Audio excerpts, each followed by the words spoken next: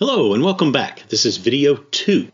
This is a practice video, no new content. We're simply going to take the skills that we learned in video 1 and see how well we've internalized them and practiced them a little bit. Before we do that, let's take a quick look at our objectives just to remind ourselves what it was we talked about in video 1. These were the things that we talked about. Number 1 and number 2, very similar with one word of difference. Identifying the domain and range of discrete functions and continuous functions. Do you remember what was the difference between a discrete function and a continuous function? I hope you do. What was the domain? What is the range? Do you remember how to figure those out? And then how did we write the domain and range? There was one situation where we used set notation and another situation where we used inequality notation. Hopefully you remember all of those things. If you've forgotten any of that, you need to review video 1 again one more time. Just speed through it just so you can get those details and then come back here and do the practice session. So let's get started and take a look at what I want you to do to practice first on these concepts.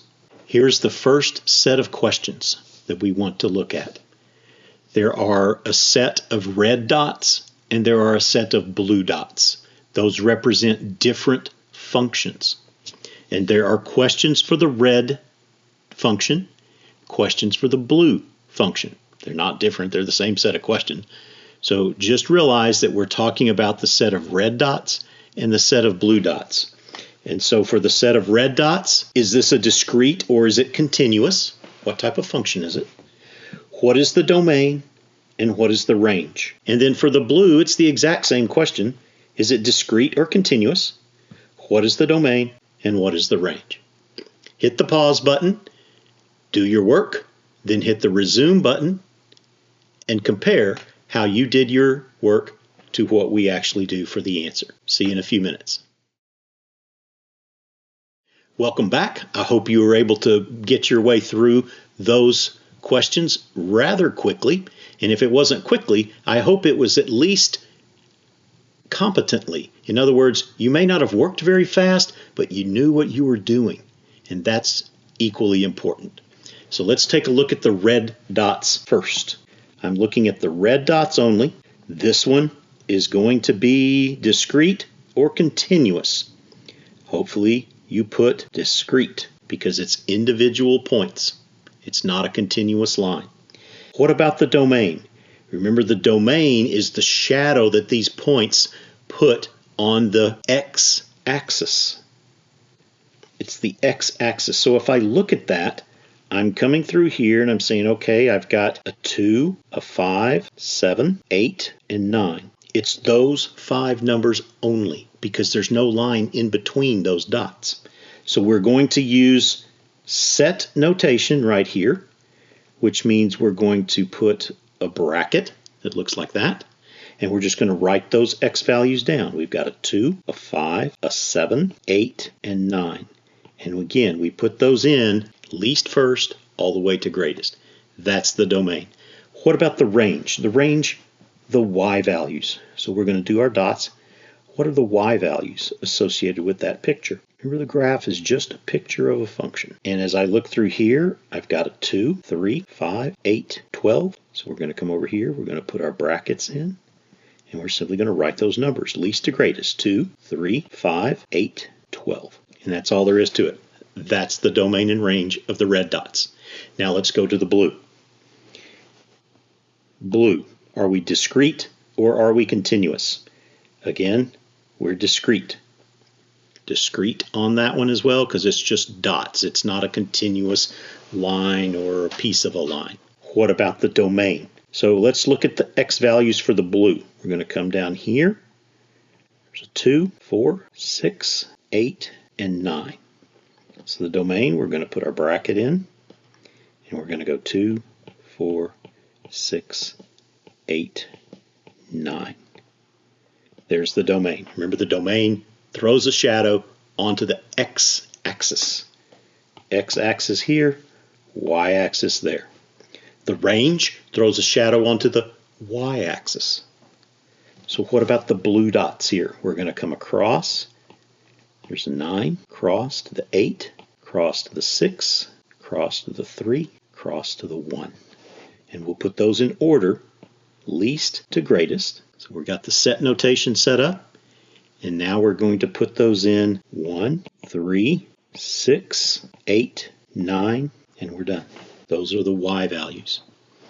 So there are those questions answered. Hopefully your answers match mine. Hope you did well on that. Now let's look at another graph. Here's our next one. Look at our graph. Again, we've got a red and a blue graph.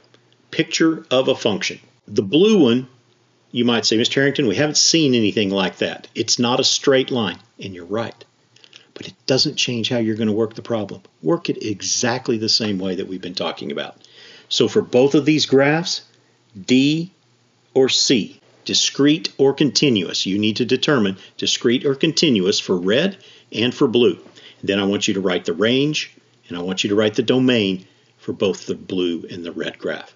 Hit the pause button, do your work, come back and hit the resume button, and compare your answers to the ones that we'll have here on the screen. All right, welcome back. Let's take a look at the blue graph first, because that's the tricky one, right? Is it discrete or is it continuous? Well, it's continuous because I can draw the entire graph without lifting up my pencil. So this one is going to be continuous. So we'll circle that guy there. Now let's talk about the domain. What is the shadow that this curved graph throws on the x-axis? Remember, the domain is your x values. The shadow begins right here at 1, and it ends over here at 6. All right? So the lower end is 1 and the upper end is 6. Now, what kind of dots are on the end? Are the end points included or not included? They have solid dots, which means they are included. What sort of symbol do we use for that?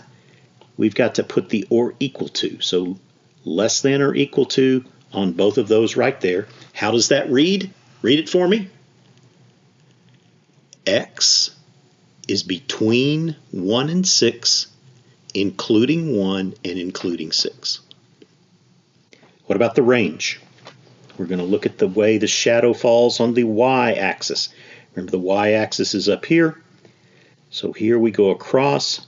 11 is our important point. Over here, the 2 is the important point. So we're looking for the range. Remember, the range is the y values. The low number is 2. The higher number is 11. And 2 and 11 are both included, again, because they're solid dots. So less than or equal to for both of those. How does this read? The range, or the y values, are between 2 and 11, including 2 and including 11. So there's our blue graph. Now let's go for the red. This one looks very similar to some of the ones we might have had a while ago. Is it discrete or is it continuous? It is continuous because I can draw the whole graph without lifting up my pencil. What about the domain of this? We need to see, what does the shadow look like on the x-axis? Remember, the x-axis is down here. And so we're going to come straight down here. We're going to be looking at 5 being an important point. And we're going to be looking at 12 being an important point. So the domain, remember, is all of the x's. 5 is the lower one. 12 is the upper limit. And we're going to have one of those included, one of them not included. Which one's not included? Well, it's this guy right here because this one's open. So the 5 is not included, so that means we're just going to do a less than. And then for the 12, we'll do a less than or equal to, because x could be a 12. How does this read? The domain, the x values, are between 5 and 12, including 12. You don't have to say excluding 5. You just say including 12. And the fact that we're ignoring the 5 kind of means it's left out. What about the range? Range is going to be looking at the y value. What's the shadow of the y values? We've got 1 coming across here. 5 is important. Coming across this way, 8 is important. So we're going to take a look at this. Our y values, the lower number is 5 again. The upper value is 8 this time. The lower value is 5, and that's associated with the solid dot. So 5 is included, so it's going to be a less than or equal to. And then the 8 has the open dot associated with it, so that's just going to be less than, not included. Consequently, our domain for this guy, the values of y are between 5 and 8, including 5. Hope you did well on that. One more, and that will be all of our practice for today. This one is going to be just a bit tricky because I don't want to know everything. In fact, I didn't even ask you discrete or continuous on this one. Look at what I've asked you. 2 questions is all we're talking about here. I want you to look at the blue graph, give me the domain. And then I want you to look at the red graph and give me the range. So the domain for blue, red for range. Click pause, do your work, then click resume and compare your answers to what we do here on the screen. Good luck. Welcome back. Let's take a look at how you did. We're looking for the domain of blue. Which one's the domain? You got to know that. It's the x's. So we need to look at the shadow of the x values of the blue graph. So we're going to come down. Here's the x-axis down here. We're going to come down.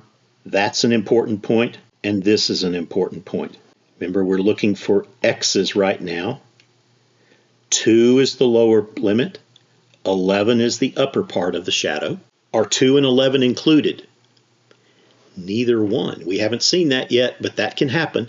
Neither 2 nor 11 are included in the domain. So what are we going to do here? We're just simply going to put less than symbols for both of those. The x value is between 2 and 11. That's all you got to say. It doesn't include anything. You don't have to say it's excluding. You can if you want to, but it's not necessary. It's between 2 and 11. That's it. Now for the red graph. We're looking for the range of the red. What's this one going to be? Range is associated with the y values. So we're going to throw the shadow over this way to the y-axis. Important numbers, 2 and 6. The range is the y values. Lower value is 2, the upper value is 6. I'm looking at the red values, and I've got a dot filled in on both of them. So that means the 6 and the 3 are both included. So that means we'll have a less than or equal to here. And that will be our answer for the range. You need to be careful when you read questions. Are they asking for the range or the domain? Don't get those mixed up. Okay? Don't get those mixed up. That concludes our practice session here. Now, just to review, the x values, those are the domains. The y values, those are the range. Remember our controller comparison? The input machine, what your keystrokes are, that's your input, that's your domain. The behavior on the screen of your game, what's happening in there, what the figures are doing, what the environment's doing, that's all output, that's all range. All right. When you're wanting to, in mathematics, identify the domain, you're going to look at the picture and you're going to see what is the shadow that gives on the x-axis. That's the domain. When you're looking for the range, you're going to look, what does the shadow fall on the y-axis? If you have a discrete function, remember that's just a bunch of dots, that is a set. Bracket, bracket, and write the numbers down. If it's a continuous function, I can write the whole function without picking up my pencil. Then you use the inequality symbols.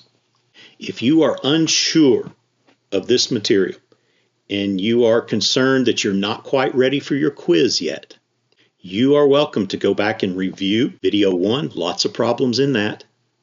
Watch it with your eyes. Watch it with your mind, more importantly. Listen to it with your ears. Listen to it with your mind. You can go back and rewatch and rework these problems and practice finding the domain and range, identifying discrete or continuous. Okay. When you are ready for your assessment, you can move on to that module. There are 7 questions. They are going to be very similar to exactly what we've been talking about here. In fact, you won't see graphs that look different. I don't think I put curves on it even. It's all lines, okay? You're going to have to pay attention to the open and closed circles. You're going to have to remember what domain and range mean. It's not going to be anything different than what you've been seeing here. And I think you'll do well on it if you did well on this video. It's good to see you again. Hope you have a good day today, and we'll see you next time around. Bye-bye.